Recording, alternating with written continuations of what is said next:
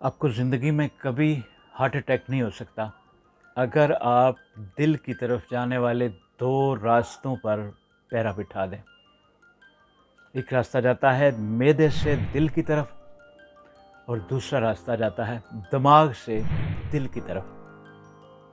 मैदे से दिल की तरफ जाने वाले रास्ते से मुराद वो ग़िज़ा है जो हार्ट अटैक का सबसे बड़ा सबब बनती है।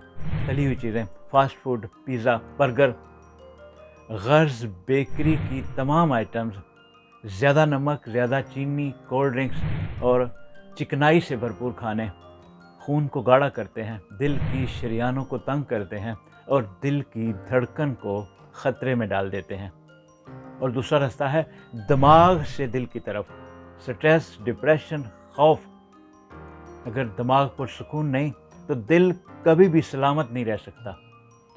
डिप्रेशन, स्ट्रेस और खौफ बराह रास्त दिल की धड़कन को तेज़ करते हैं, हार्मोन्स का तवाज़न बिगाड़ देते हैं और ब्लड प्रेशर को डिस्टर्ब करते हैं।